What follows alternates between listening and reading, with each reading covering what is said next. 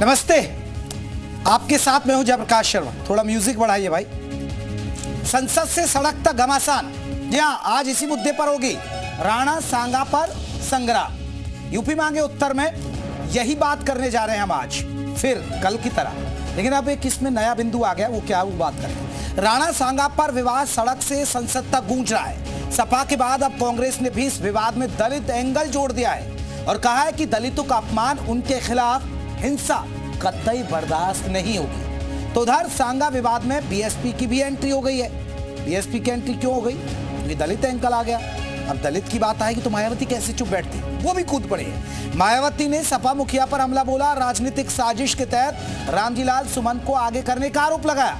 मायावती ने guest house कांड का जिक्र कर दिया। 1995 में, याद होगा, हो सकता है आप लोग, हम लोग जब बहुत छोटे होंगे, तो गेस्ट हाउस कांड का जिक्र किया और कहा कि क्या अखिलेश यादव पश्चाताप करेंगे। उधर रामजीलाल सुमन के विरोध में आज कई जिलों में प्रदर्शन हुआ, यानी सांगा पर सदन से सड़क तक संग्राम जारी है। आज इसी मुद्दे पर हो रही है चर्चा, लेकिन पहले ये रिपोर्ट आप देखिएगा।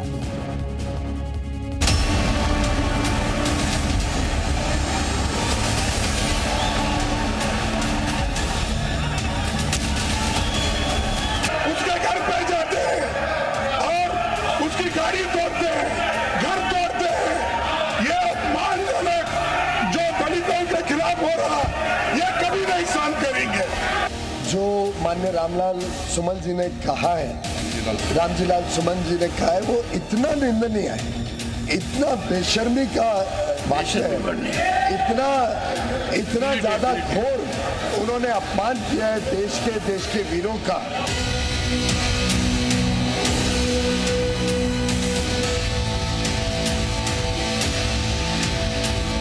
ये तो रामजीलाल सुमन के ऊपर हमला हुआ है।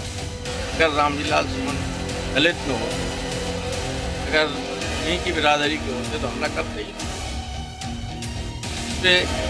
पीडीए पर दलित समाज के ऊपर वोट बैंक के लिए समाजवादी पार्टी के एमपी कहां तक गिरेंगे?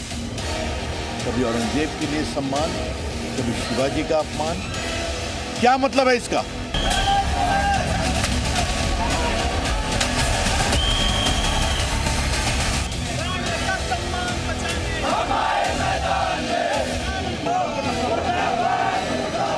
हम ये कहना चाहते हैं, जो दलित सांसद जिस पे कर्णी सेना द्वारा हमला किया गया था, तो ये भारतीय जनता पार्टी की सरकार और प्रशासन की जिम्मेदारी बनती है कि जिस तरह से हमला हुआ, सबसे पहले हम उसकी निंदा करते हैं। और जो ये तत्व थे, जो वायलेंट तत्व थे, जो उपद्रव कर रहे थे, इसको ये सरकार पकड़ के जेल में भेजी। राणा सांगा जो है वो संपूर्ण भारतवर्ष के लिए जो है वो स्वाभिमान, स्वतंत्रता संघर्ष का प्रतीक है। ये वो योद्धा है जिनकी वजह से आज हमारा वजूद है। 100 के 100 युद्ध उन्होंने लड़े, वो सब के सब महाराणा प्रताप जी खुद कहते हैं कि उनकी वो इंस्पिरेशन रहे।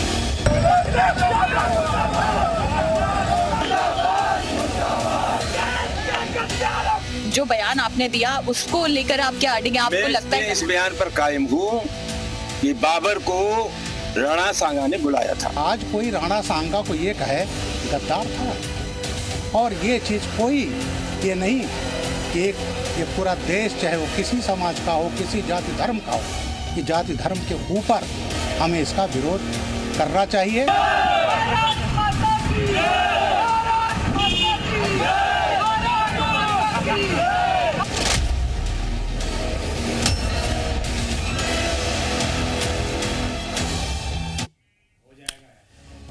तो देखिए, दलित क्यों कह रहे हैं ये समझना बहुत जरूरी है। कास्ट फैक्टर की क्रोनोलॉजी को आपको समझना बेहद जरूरी है, और उसकी वजह क्या है? क्योंकि दलित वोट बैंक ज्यादा है। अब समझिए, जरा कैमरामैन फोकस करेगा, देखिए, समझिए ये क्या है फैक्टर। ये रामजीलाल सुमन राणा सांगा को गद्दार बताया, कर्णी सेना पर बवाल काटा, समाजवादी पार्टी हंगामे को दलित एंगल से जोड़े, मायावती एसपी ने दलित का इस्तेमाल किया, कांग्रेस खड़गे ने भी दलित कार्ड खेला। 3 पार्टियां दलित कर रही हैं। उधर बीजेपी कह रही है कि राजपूत थे राणा सांगा, तो उनको ऐसा नहीं बोलना चाहिए था। हालांकि जिसने हंगामा प्रदर्शन किया वो भी गलत है, लेकिन 3 पार्टियां, समाजवादी पार्टी, कांग्रेस और मायावती ने से दलित एंगल खेल दिया है, और खेलना भी है, क्योंकि भाई दलितों से मायावती की पहचान है। समाजवादी पार्टी पीडीए लेकर चल रही है, कांग्रेस को भी दलित वोट बैंक चाहिए। ये स्थिति आपके सामने भी आ गई है, फुल स्क्रीन हम आपको दिखा रहे हैं। तो ये आपको क्रोनोलॉजी समझनी पड़ेगी कि आखिरकार मायावती ने क्यों याद दिला दी कि भैया 1995 में क्या हुआ था, गेस्ट हाउस कांड। कांग्रेस खरगे ने भी दलित कार्ड खेल दिया। अब दर्शकों को दिखाते, एबीवीपी ने अब इस पर मोर्चा खोल दिया है, रामजी लाल सुमन से माफी की मांग करी। ये तस्वीरें देखिए, ललितपुर में हिंदूवादी संगठनों का प्रदर्शन। एक तस्वीर ये, अगली तस्वीर ललितपुर में जहां हिंदूवादी संगठनों का प्रदर्शन, एबीवीपी के कार्यकर्ताओं ने प्रदर्शन किया और तमाम हिंदूवादी। ये बदलिए जल्दी से, ललितपुर के हो गए ये तस्वीरें। ललितपुर के बाद गोंडा में भी ये प्रदर्शन की तस्वीर देखने को मिली। एबीवीपी ने अखिलेश यादव का पुतला फूंका और माफी की मांग कर रहे हैं कि भाई रामजी लाल सुमन को माफी मांगनी चाहिए। और अगले तस्वीर लखनऊ की, जहां एबीवीपी का यह प्रदर्शन देखने को मिला। यहां भी अखिलेश यादव का पुतला फूंकने की कोशिश की गई और यहां ठीक ठाक बवाल हुआ। और अगली तस्वीर हम आपको दिखा रहे हैं, बदायूं की रामजी लाल के खिलाफ प्रदर्शन। ये हिंदू संगठन और तमाम जो आपको बता दें एबीवीपी के कार्यकर्ता, उनका प्रदर्शन हम आपको दिखा रहे हैं। तो ये तस्वीरें चंदौली में भी एबीवीपी ने रामजी लाल का पुतला जलाया। जगह जगह अब विरोध प्रदर्शन कर रहे हैं। तो अब बहुत सारी मुद्दों पर बात होगी कि आखिरकार इसमें दलित एंगल, ये लड़ाई क्यों दलित एंगल पर जा रही है और आखिरकार क्या वजह है कि दलित दलित चिल्लाया जा रहा है।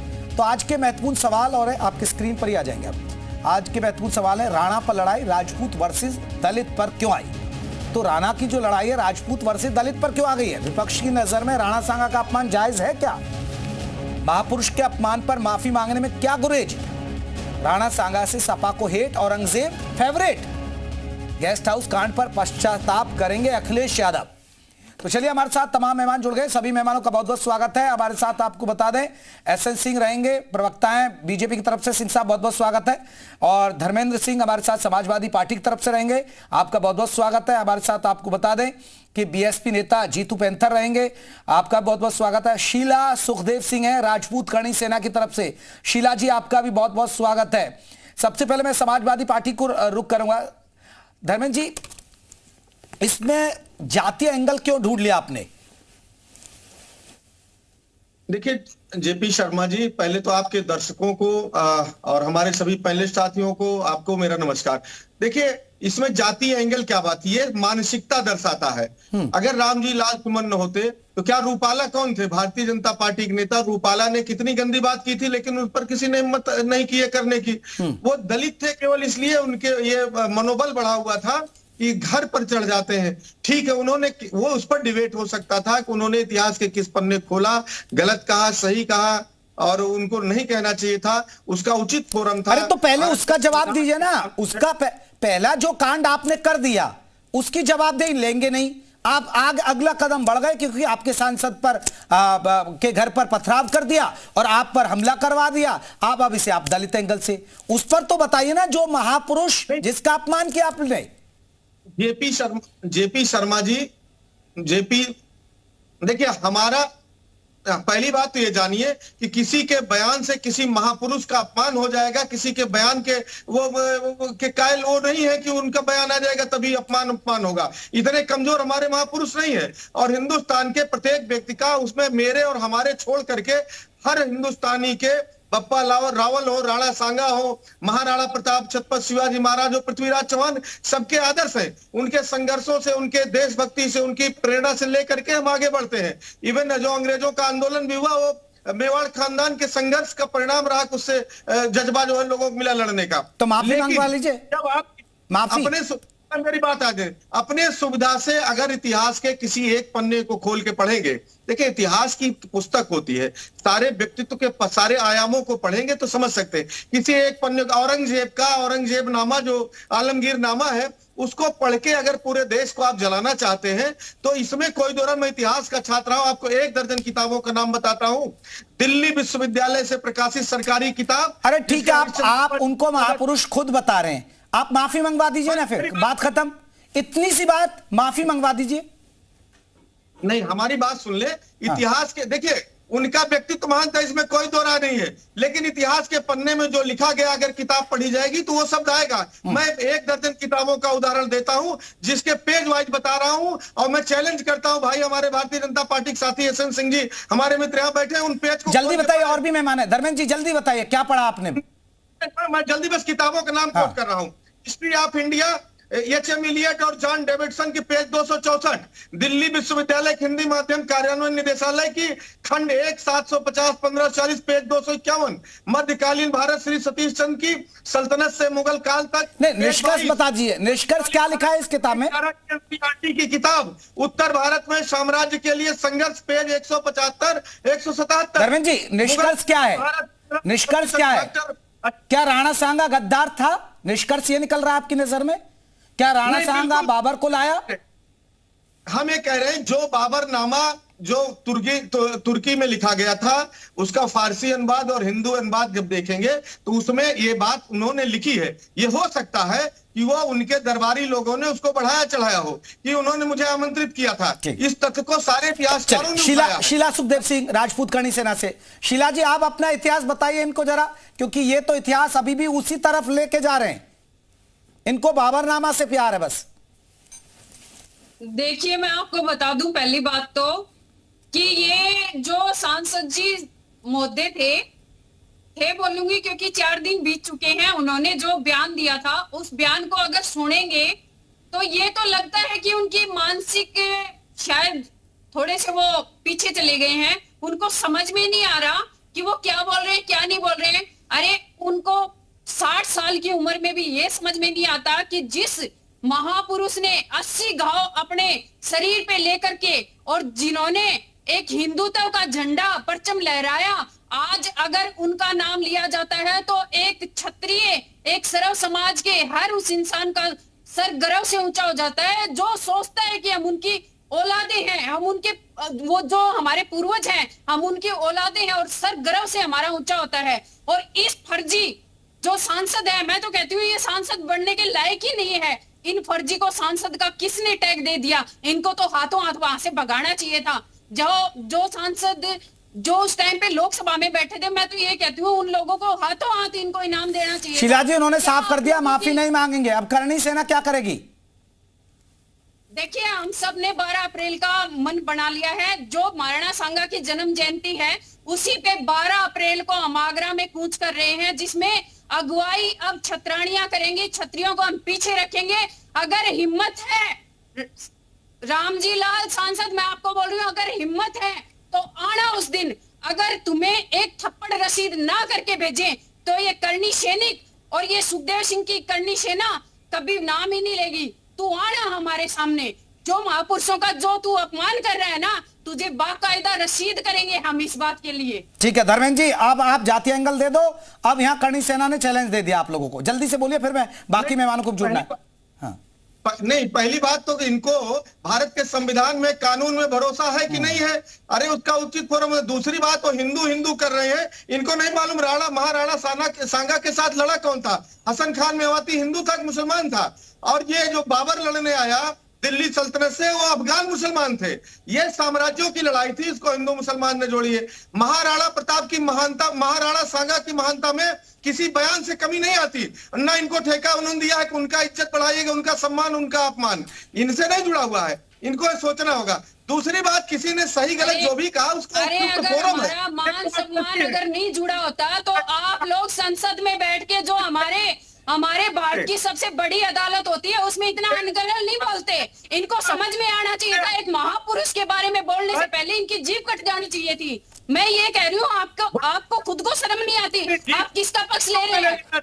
तो बरसों पहले जिन्होंने बरसों पहले अपनी काबिलियत दिखाई, अपनी काबिलियत के बतौर। चले शीला जी, मैं रोकूंगा आपको। धर्मेंद्र जी, आपको भी रोकूंगा। मैं आ रहा हूँ। अंशु अवस्थी जी, दलित एंगल आपने भी ढूंढ लिया, क्या हुआ सर? आ रहा हूँ। धर्मेंद्र जी रुकिए, धर्मेंद्र जी रुकिए। पुरुषोत्तम रूपाला जीभ कब काटेंगे? अंशु अवस्थी जी, अंशु अवस्थी जी, क्या जायज है राणा सांगा का अपमान करना और दलित एंगल जोड़ देना फिर उसमें?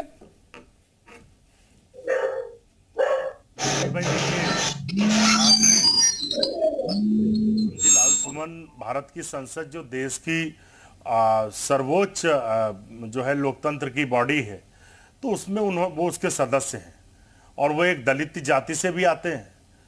खड़गे जी राज्यसभा में जो है वो लीडर हैं और लीडर ऑफ अपोजिशन है राज्यसभा में। तो उनकी जिम्मेदारी है कि जो भी पार्लियामेंट्रियन है, अगर उनके घर पे हमला होता है और योगी आदित्यनाथ जी की सरकार में सह पर होता है, तो बिल्कुल सवाल तो उठेगा। सवाल संसद के अंदर उठा, और खड़गे जी ने जो बात कही वो एकदम सही है। देखिए, जो भी देशभक्त है हम सबका सम्मान करते हैं, चाहे वो राणा सांगा हो या स्वतंत्रता संग्राम सेनानी हो। सवाल तो भारतीय जनता पार्टी पर है, क्या वो सम्मान करते हैं? नहीं, आप सम्मान करते तो माफी की बात क्यों नहीं करते? नहीं, ठीक है सर, हमला किया गलत है, मैं कह रहा हूं, तो आप अंशु अवस्थी जी क्यों नहीं कहते रामजी लाल सुमन से माफी मांग लीजिए, बात खत्म हो गई। जेपी जी नहीं, रामजी लाल सुमन माफी मांगेंगे कि नहीं मांगेंगे वो संसद के सदस्य हैं, ये कानून तय करेगा। हम और आप कौन होते हैं उनसे माफी मंगवाने वाले? हमला हो गया तो आप तय कर रहे हैं, हमला हो गया तो भाई दलित के हमला हो गया, वो भी कानून तय करेगा ना, जो हमलावर है उन्हें कानून पकड़ेगा ना। अंशु अवस्थी जी, क्या जेपी जी, क्या हमला करना संवैधानिक है? बिल्कुल गलत, माफी उनको कानून पकड़ेगा, सजा देना ये न्यायालय का काम है। मेरी बात सुन लीजिए, मेरी बात पूरी हो जाने दीजिए। माफी मांगना, सजा देना ये न्यायालय का काम है, ये हम आप नहीं तय करेंगे बैठकर। और जो लोग भी हमला कर रहे हैं, दुर्भाग्यपूर्ण है कि जिस तरीके से एक दलित घर के ऊपर, एक सांसद के घर के ऊपर हमला हुआ, ये सीधे सुनियोजित है। ये दिखाता है भारतीय जनता पार्टी की मानसिकता कि वो दूसरे दल के सांसद हैं, वो दलित है, इसलिए उनके घर पे चढ़ जाओ। और आपको किसानों को रोकने के लिए इंतजाम थे, आपने सड़कों में कीले लगा दी, दीवार खड़ी कर दी, वो दिल्ली नहीं आ सकते लाखों की संख्या में। और कुछ अंशु जी मायावती पूछ रहे हैं, अंशु जी मायावती पूछ रही है, घर तोड़ते, गेस्ट हाउस कांड के बारे में पूछ रही है, वो एक दलित थी। मायावती पूछिए कि मेरे राज्य में बनाई यूनिवर्सिटी का नाम सपा ने बदल दिया। मायावती पूछिए 8 जिले बनाए थे दलित महापुरुषों के, समाजवादी पार्टी ने बदल दिए। आप ठीक है उनकी पैरवी कर रहे हैं, अब आप ही जवाब दे दीजिए फिर। देखिए, हम फिर से कह रहे हैं कि जो दलित महापुरुष हैं उनका भी सम्मान हो, जो राणा सांगा जी हैं उनका भी सम्मान है। और महाराणा प्रताप तो हम लोगों के लिए आदर्श हैं कि उन्होंने कितने बड़े संघर्ष किए। लेकिन भारतीय जनता पार्टी तो हर एक जगह राजनीतिक रोटी सेकना चाहती है। ठीक है, अब मुझे बताइए, एक दलित सांसद को आप सुरक्षा नहीं दे पाए? ठीक है, सिंह साहब जवाब देंगे। सिंह साहब, राजनीति ये थोड़े कर रहे हैं, सिंह साहब राजनीति तो आप लोग कर रहे हैं, राजनीति ये बेचारे थोड़े कर रहे हैं, ना तो सपा कर रही ना कांग्रेस कर रही, आप पता नहीं आप कर रहे हैं राजनीति बैठकर सत्ता में। नहीं, जयप्रकाश जी बड़े सरल शब्दों में जी न्यूज पे बहुत सारे दर्शक देख रहे होंगे, इन दोनों लोगों से पूछिए, समाजवादी पार्टी के मित्र से पूछिए और कांग्रेस के मित्र से पूछिए कि भाई पूछा जाए कि आपके पिता महान है कि दूसरे के पिता महान है, तो आप किसको चुनेंगे? आपके पिता गोरे हों, काले हों, छोटे हों, बड़े हों, दुबले हों, पत्ते हों, आप किसको महान बताएंगे? अपने को महान बताएंगे कि दूसरे को बताएंगे? ये पाप कांग्रेस ने किया कि अकबर को महान बताया, हमारा जो है वो हमारे लिए महान है। ये पाप आज भारतीय जनता पार्टी ने किया है। भारतीय जनता पार्टी के इशारे पर गुंडों ने सांसद के घर पर तोड़फोड़ की है, इसलिए कि वो दलित थे। डिबेट करता नहीं, आपकी दलित विरोधी मानसिकता बार बार सामने आती है। मानसिकता बता रहा हूं ना जयप्रकाश जी, मैं मानसिकता को बता रहा हूँ, क्या आधी रात को एक दलित बेटी के साथ पूरे दर्शक सुनेंगे और सोचेंगे कि कितनी तुच्छ और छोटी मानसिकता कांग्रेस की है। देखिए, इनके लिए अकबर महान हो जाता है, महाराणा प्रताप जवाब दीजिए इसका। इनके लिए, अरे अब चुप रहो अंशु अवस्थी, सुनो भैया, क्या होता है जिस आदमी को कुछ आता जाता नहीं है वो अपने समय में बोल नहीं पाता, दूसरे के समय में याद आता है। या तो पूरे डिबेट को चौपट करने पे लगे हो, एक अक्षर इस व्यक्ति को आता जाता नहीं है। या तो जयप्रकाश जी चुप कराइए, नहीं तो मैं डिबेट थोड़ा जवाब ले ले, फिर आपको मौका दूंगा ना। जिस व्यक्ति को इतना धैर्य नहीं, जिस व्यक्ति को इतना धैर्य नहीं कि मैं जवाब दे सकूं, जानिए कितना कमजोर, कितना कमजोर व्यक्ति सरकार में। अब सुनो भैया, कमजोर व्यक्ति सुनो कमजोर व्यक्ति सुनो। देखिए क्या हुआ, इस देश में एक बहुत बड़ा नैरेटिव गढ़ने का कार्य किया गया, और यहां से नहीं किया गया। अकबर को महान बताया गया, महाराणा प्रताप इनके लिए महान नहीं, इनके लिए बाबर महान है, राणा सांगा महान नहीं है, औरंगजेब इनके लिए महान है, शिवाजी महाराज इनके लिए महान नहीं है, भारत माता इनके लिए डायन है, पाकिस्तान इनके लिए ठीक है, इनके लिए हज हाउस जो बनता है उससे भाईचारा होता है, लेकिन अगर राम मंदिर इनके लिए फालतू है। और एक चीज नोटेड कर सकते, इनके लिए जो है, इनको माफी भैया चुप, इनको जयप्रकाश जी थोड़ा जवाब हो जाए पूरा, आपके सवाल का है, आपके बात का जवाब हो जाए, इनसे पूछिए। हो गया तकलीफ आदमी, कमजोर व्यक्ति हो गया, जीतू जी आऊंगा आपके पास भी आने वाला है, इसके चरित्र को सब लोग क्या लॉ एंड ऑर्डर का ये फेलोवर नहीं है? अरे भैया आप सुनोगे तब ना, कुछ दो अक्षर और डिस्कशन में बैठो, लॉ एंड ऑर्डर बताऊंगा। दलित की बेटी कर्नाटक में, दलित की बेटी और कांग्रेस की नेता की बेटी के साथ दुष्कर्म हुआ, उसने आत्महत्या कर ली। चलिए देखिए, जहां पार्टियों में दलित की बात आती है तो ऐसी चिल्लाहट होती है। मैं लौट रहा हूं, एक मिनट अंशुल सिंह साहब रुकिएगा। जीतू पेंतर मायावती भी कह रही हैं कि गेस्ट हाउस कांड तो क्या पछतावा करेगी समाजवादी पार्टी। जीतू पेंतर जी कैसे देखते हैं इस पूरे विवाद को? ठीक है अंशु जी रुकिए, अंशु जी सुन लीजिए, दलित विरोधी कौन है एक बार सुन लीजिए। पहले तो मैं आपके चैनल को बहुत बहुत बधाई देता हूं, धन्यवाद करता हूं। जहां तक कि बहन जी का गेस्ट हाउस कांड है तो ये इनके लिए बहुत बड़ा अभिशाप है समाजवादी पार्टी के नेताओं के लिए, और ये इस अभिशाप को धुलने के लिए पीडीए का गठन कर लिया इन लोगों ने। लेकिन पीडीए से कुछ होना नहीं है, क्योंकि अगर पीडीए का गठन करना ही था तो इससे पहले जो प्रत्येक जनपदों के नाम बदले गए, पदोन्नति में आरक्षण का बिल फाड़ा गया, और 0-0 से जो अनुसूचित जात के बच्चों को प्रवेश था उसको इन्होंने निरस्त किया। अनुसूचित जनजात की जो ठेकेदारी प्रथा थी उसमें उसका इन्होंने भंग खत्म किया। इन्होंने क्या नहीं किया दलित विरोधी मानसिकता को लेकर के। इन्होंने हर वो कोई कसर नहीं छोड़ी जो अनुसूचित जात या जनजात के लोगों के, यहाँ तक कि पिछड़े वर्गों के हित के लिए काम करने वाली जो योजनाएं बहुजन समाज पार्टी ने बनाई थी, इन्होंने कोई कसर नहीं छोड़ी। इनकी मानसिकता पूर्णतया दलित विरोधी है, और पूर्णतया दलित विरोधी है। सबसे बड़ी बात यह है कि आज ये चिल्ला रहे हैं कि सुमन जी दलित है, सुमन जी दलित है। मैं नहीं मानता कि वो दलित हैं। वो दलित से पहले समाजवादी पार्टी के राज्यसभा सांसद हैं, उनको अपनी मर्यादा में रह करके बात करनी चाहिए। बिल्कुल यही बात। धर्मेंद्र जी ये जवाब दीजिए ना, आप दलित चिल्ला रहे हैं, जरा ये बता दीजिए मायावती गेस्ट हाउस कांड पे क्या आपको पछतावा है? क्या 8 जिलों के नाम बदले, क्या पछतावा है? यूनिवर्सिटी एक दलित महापुरुष के नाम पर थी वो बदल दी, क्या उस पर पछतावा है? माफी आप मांगेंगे नहीं राणा सांगा पर, पछतावा है? दलितों पर भी है कोई पछतावा? जयप्रकाश जी, दलितों पे सबसे ज्यादा अत्याचार कौन किया? मैं आ रहा हूँ सिंह साहब, पहले मैं एक रिएक्शन धर्मेंद्र जी से ले लूं इस पर। आप मुझे अपनी बात ही नहीं करने दी, आप बताइए। मैं आ रहा हूँ सिंह साहब, आप पे ही आ रहा हूँ, पहले धर्मेंद्र जी का एक जवाब ले लूं ना आप उस पर। बाबा साहब को भूमाफिया कौन कहा? बाबा साहब की मूर्ति को तोड़ने का कार्य कौन किया? रामपुर में दलितों के घर जलाने का कार्य कौन किया? मायावती जी गेस्ट हाउस के साथ कौन किया? भाई आप बताइए। जेपी भाई जी, मैं बीच में नहीं ना हल्ला करता हूँ, मेरी बात आने दे। तब ईशन सिंह जी, ये सामंतवादियों की बात बाद में आए, ठीक है, सुन लीजिए। देखिए, जीतू पेंथर जी का या तो इतिहास का ज्ञान नहीं ठीक है, या इनकी नेता का।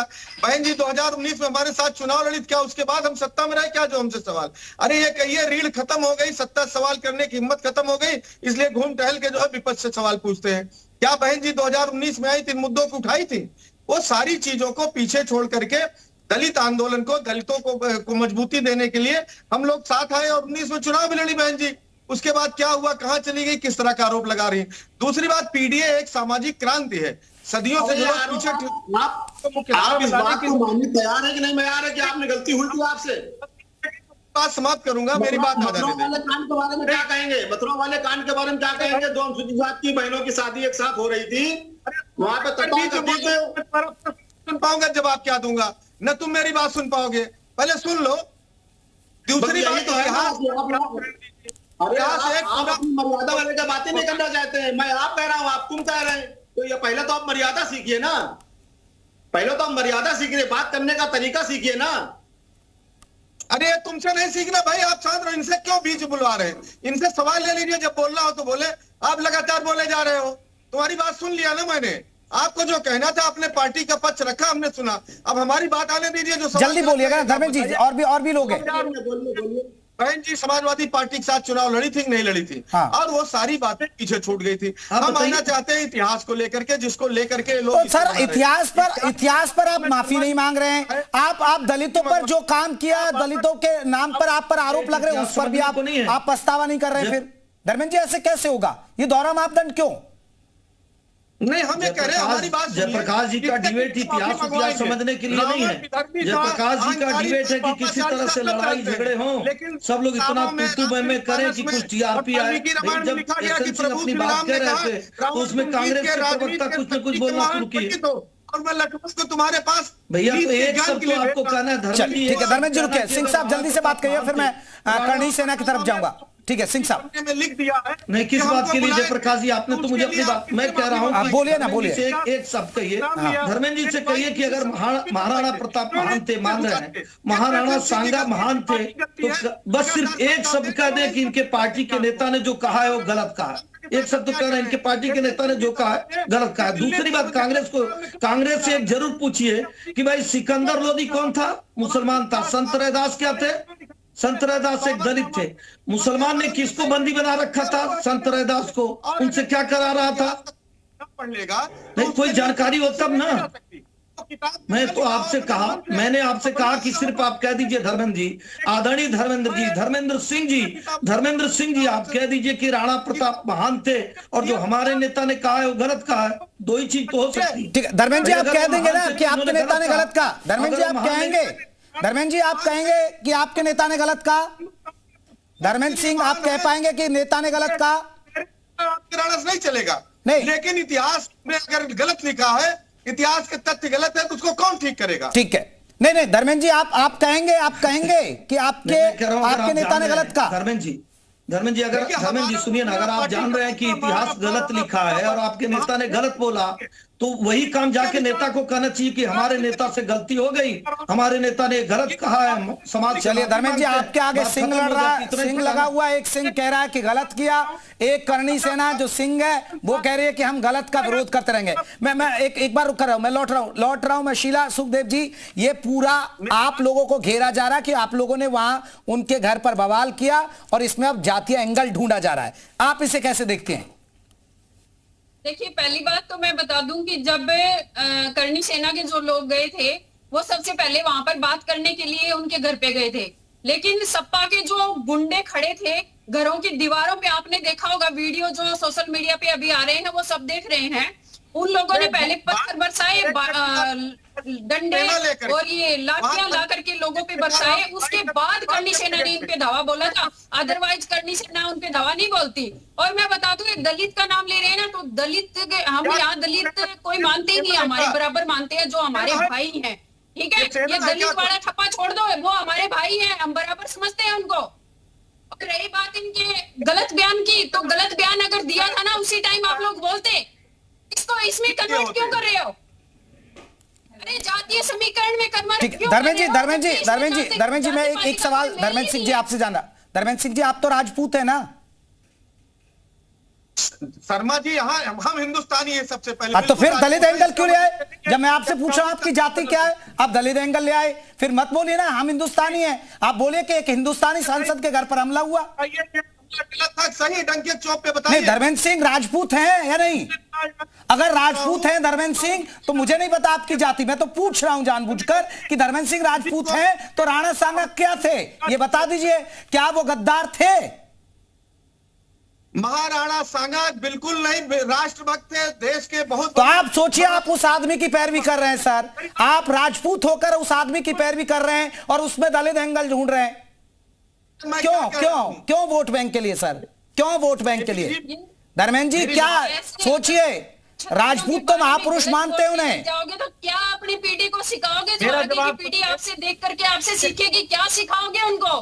क्या दोगे आप अपनी पीढ़ी को? क्या दोगे जब अपने महापुरुषों के बारे में गलत बैठ के आप बोल रहे हो, जिसका आप पक्ष ले रहे हो, आप खुद एक क्षत्रिय हो और क्षत्रिय होकर। ठीक है अंशुल जी आपका कमेंट। अंशु अवस्थी जल्दी से एक, फिर सिंह साहब लास्ट में। अंशु जी आप कुछ कहना चाह रहे थे? अंशु अवस्थी। धर्मेंद्र जी आप रुकिए, आप समझ गए, आप वोट बैंक के लिए आप कहेंगे। आप जो रामजीलाल सुमन जी ने कहा है, हाँ जो रामजीलाल सुमन जी ने कहा वो इतिहास का विषय है और उसके ऊपर जो भी बातें हैं उस पर चर्चा बनती है और उसका माननीय न्यायालय में वो चीजें बिल्कुल आनी चाहिए।